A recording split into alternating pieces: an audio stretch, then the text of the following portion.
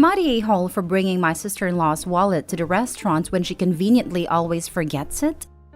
My female 28, sister-in-law Amy, female 26, always comes to visit from out of town. She stays with us instead of a hotel and always wants to go to expensive restaurants. She always conveniently forgets her wallet or domes up with some excuses as to why she can't pay her share. She has implied that since I make much more money than her, I should be the one to pay. No, not my husband should pay, but me specifically. I do make a fair amount of money, but not so much that I can treat someone every time they come into town. Nonetheless, in the past, I have just paid a bill and asked her to pay me back. She never has. She had made a reservation at an extremely expensive restaurant last night, and before we left, I made it clear that I wouldn't be paying her bill. This is where I might be the a-hole, and I'll admit I got this move straight from an episode of 2.5 Men. As we were leaving, her and my husband went to the car. I pretended I forgot something and went back inside. I found her wallet sitting right on top of her suitcase. I put it in my purse and we went to the restaurant. When we were done eating, I asked for separate bills. She said no. We only need one bill because she forgot her wallet again. I reached in my purse and said, "This wallet?" She was extremely furious. She said that I should not have touched or grabbed her wallet. So am I the a-hole for taking her wallet and bringing it to the restaurant? Now for the top comments before reading the little update. Not the a-hole, but you totally should have flipped the script. Left your wallet at home. Only brought your license, so she had to cover the whole bill. Then never take her out to a restaurant again. Wish I thought of that. Personally, I like the way you did it better. I wish I could have seen her face when she saw the wallet. She made a reservation and invited you. Etiquette says she should be responsible for 100% of that bill, not the a-hole. It's the same principle with dates. The person who asks and chooses the restaurant, ideally with the other person in mind, then pays the bill, not the a-hole. Not the a-hole. Awesome power move. But when is your husband gonna step up and make her pay her share? They've bullied and manipulated him like this his whole life. He's gotten so used to it that he doesn't see the bigger issue. Old habits die hard. I'm trying to help him stand up for himself, but it's an uphill battle. Fish don't realize they're wet until they got onto land. You need to pluck your hubby from that toxic pond. Opie, you need to mosey over to r/justknowmother-in-law and to a therapist website. I have several cringe mother-in-law stories that I've wanted to post to that sub. I just might do it. Little update.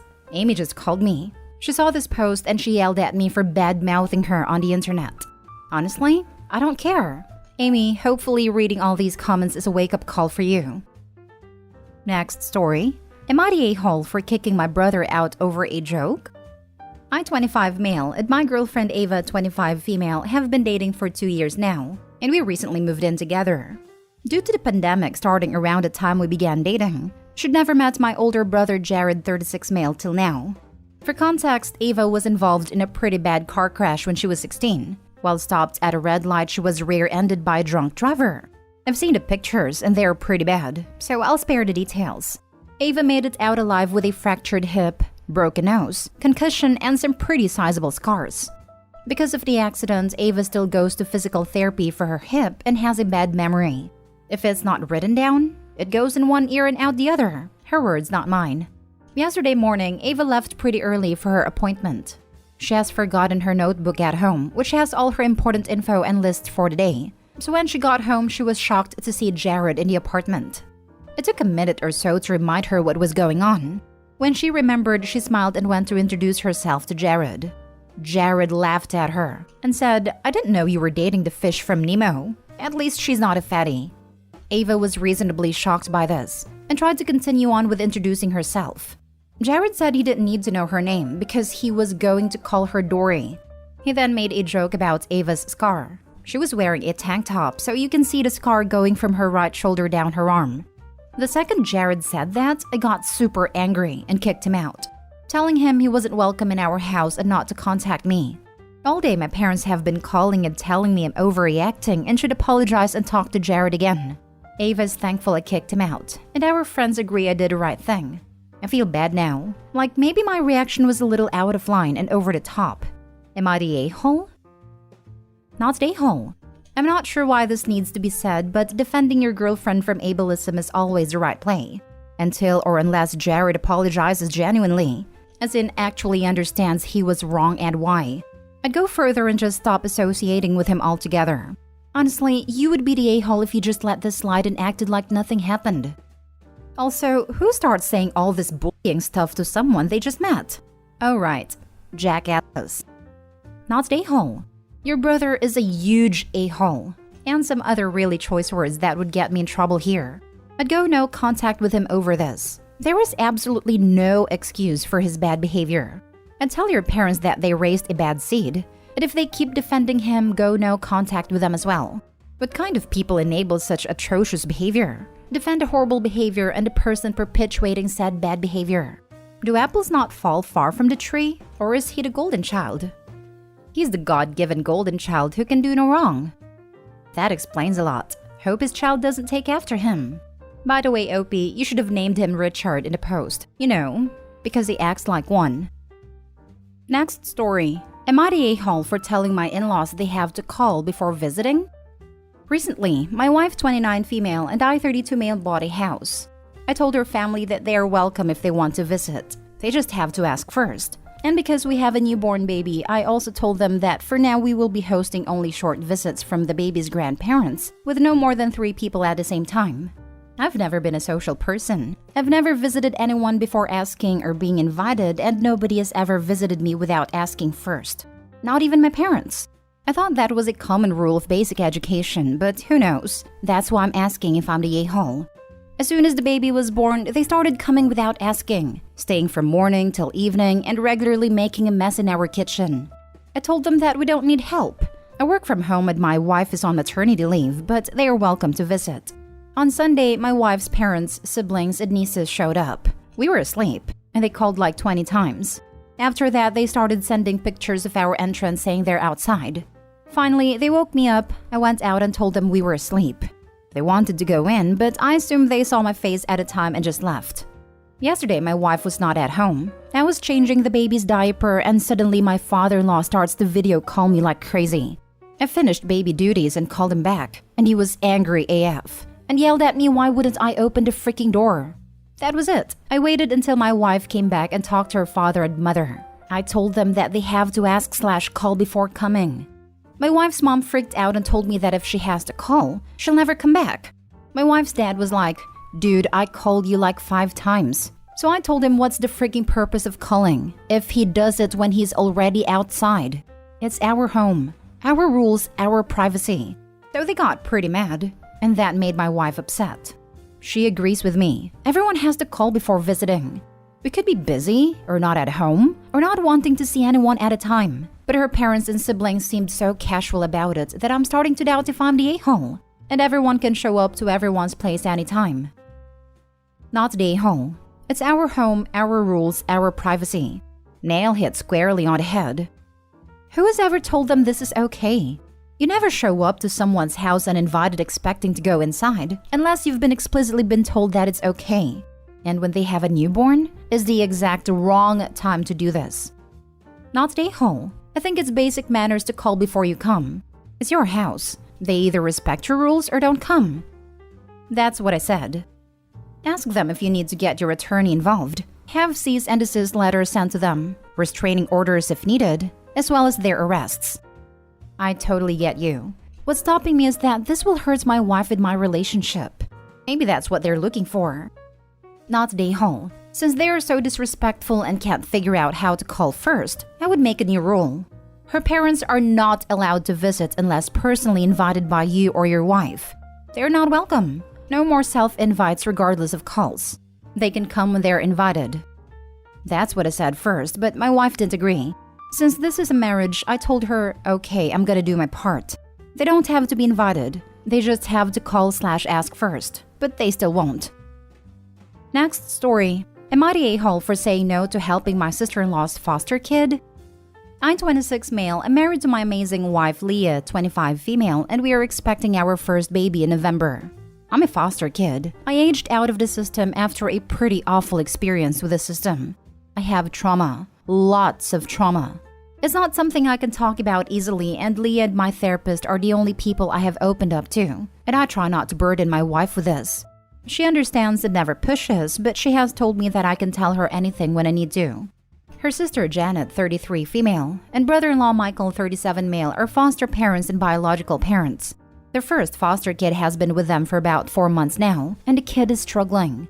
The kid hasn't told them much about their experience, but they assume, probably correct, that their time in foster care has not been very positive. Janet wanted me to take her foster kid under my wing and speak to them about being a foster kid and basically act like a therapist. She said based on my own history in the system, I would be the best person to help. But I don't feel up for that. I don't think I can deal with someone else's trauma related to foster care on top of my own. And I don't feel like I could talk about my experiences either or bring up my trauma to the child. Janet and Michael did not like my response. Leah and Janet fought. Then Janet and I disagreed very strongly on it. She told me I was an a-hole, and as a grown man and soon-to-be father, I should be willing to help a child. And how can I expect to be a good father when I have so much trauma that I cannot put aside for a child in need? I feel bad about a kid, and I feel some guilt. But am I the a-hole? Not the a-hole. This child needs professional therapy, and they have no right to capitalize on your pain for the sake of avoiding that expense. They chose to foster, so this is their responsibility. Put that guilt aside.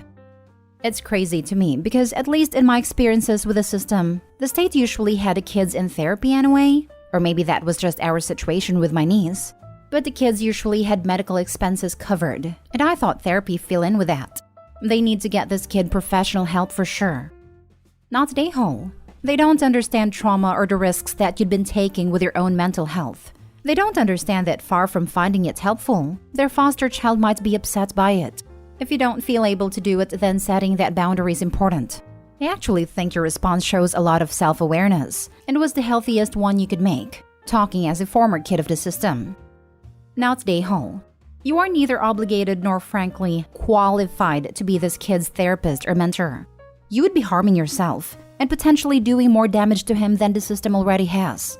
This young person needs a proper therapist and or a willing, trained mentor, not a reluctant layman who just happens to be handy and to have suffered some similar trauma.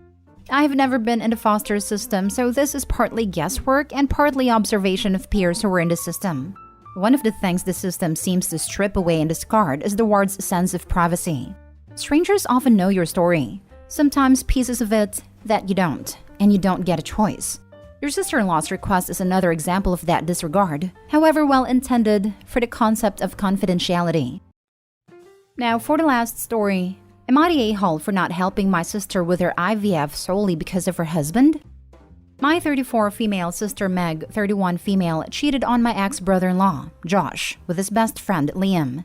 They did it for over 4 years until Josh found out and broke up. Liam and Meg have been officially together for 5 years now. My ex-brother-in-law has been my best friend since elementary school, and my sister knew him through me. And despite me saying it would make things uncomfortable, she insisted on hitting on him until he noticed and they started dating. My relationship with Meg took a toll on me because I was annoyed with her for doing this to my best friend. But we never cut contact because of my nephew, her son with Josh and my godson. 1 year ago, I received a large amount of money from inheritance. And because I have a good financial condition, I decided that half would go to help my parents and siblings. My parents received 50% and my 4 siblings, 12.5% each. My parents decided to renovate the house. 2 of my brothers paid off their house debts. Meanwhile, my other sister asked if she could pay for IVF treatment with her girlfriend with that money, and I said yes. At no instance did I control how they wanted to spend their money. Well, Meg was super happy with my help and talked about paying for IVF with Liam because of his infertility, and I hesitated. I'm still best friends with Josh, and I can tell you what they did with him cost years of therapy to get him to start thinking about dating someone. I don't talk to Liam 99% of the time, and I only helped my sister, because after all, she had my nephew. I didn't go to the wedding, and I always made it very clear that it wasn't a relationship I would support, but they are free. So I told her that I didn't feel comfortable giving her the money for this, as it involves Liam, her and their relationship specifically, so I'd rather help in some other way. Renovate house, pay off debts, refurbish the house, and that I would take double care that the money didn't go to that. She started screaming, telling me to get over something that had nothing to do with me, and that was years ago. And that I was treating her and my other sister differently because of the past. We argued a lot and I decided to create a fund for my godson that only he could handle at age 18 instead of helping her. Well, this created even more mess because she claims that I helped everyone but her and that I was cruel in denying helping her to have another child when they can't naturally. I really don't feel comfortable doing this. Am I the a-hole? By the way, they didn't receive this inheritance. She never received the money because it went to my nephew's fund before she ever received. Well, I'll put it here. They told me about the plans. I didn't ask, just because they were excited. After I told them at a family dinner about the money, I said, you can renovate your house, pay your debts, and my other sister asked if she could use it for something else, IVF, on another day. So Meg found out, then talked to me before I gave any money. Not the a-hole. It's your inheritance money. You can get to choose what to do with it. I think setting up a fund for your nephew is a brilliant idea. If she wants another kid so bad, she can go cheat on Liam. Haha, that's awesome. OP, not the a-hole. Your money. I like the trust fund idea. Not the a-hole. Okay, so you are treating your two sisters differently. So what? One of them didn't put your best friend through the ringer. The money is yours. You could have chosen to keep the money. You could have given it to Josh, an arts museum, or the local animal shelter. Meg doesn't have any say in what you do with the money. If she really wants another child, she could try adoption. Also, by helping her nephew, by proxy OP is still helping her sister. Meg is so obsessed with starting a new little family that she's forgetting about the son she already has. Her pouting about the money going to her son is indicative to the quality of her parenting. If she cannot afford IVF, then she cannot afford another child. Sorry. Absolutely not the a-hole. I hope Josh is doing better.